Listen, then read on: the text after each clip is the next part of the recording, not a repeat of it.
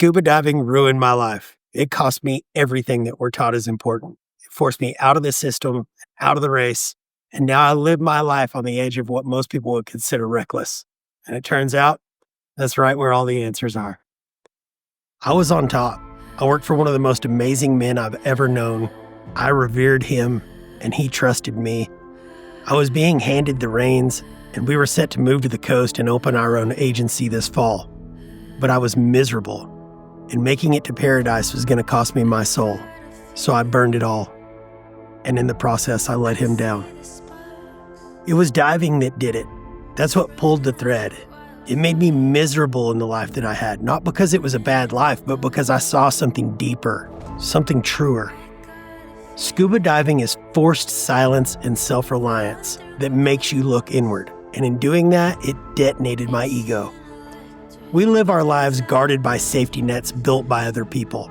That doesn't exist underwater. And there's something peaceful about that, about surviving in an environment that's hostile to your existence and learning to live in harmony with it. There's a strange serenity that comes from facing our own mortality and doing it willingly. The sea doesn't care about you. It is completely indifferent, and you don't matter. That feeling became a drug, and I'm spiraling. It rewired something in me, and I can't stop chasing it.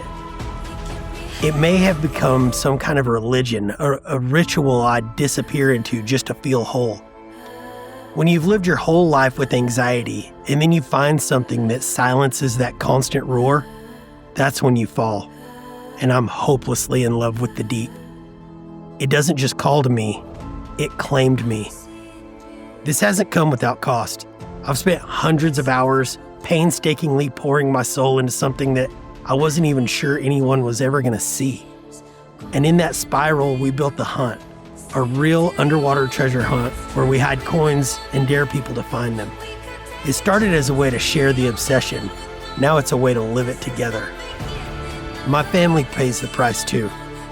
I'm sure they question my sanity with the way I blew up our old life and the dives where I've pushed it too far and been humbled by the sea. But this has caused profound changes in me. I'm showing my kids a path that doesn't look like everyone else's, and I pray it's the right one. When I'm gone and someone asks Gunnar about his dad, he's gonna have a real story to tell.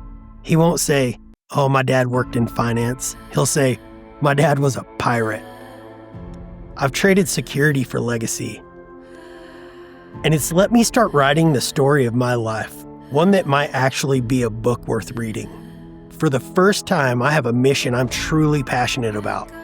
Success or failure, this is all adventure in the end.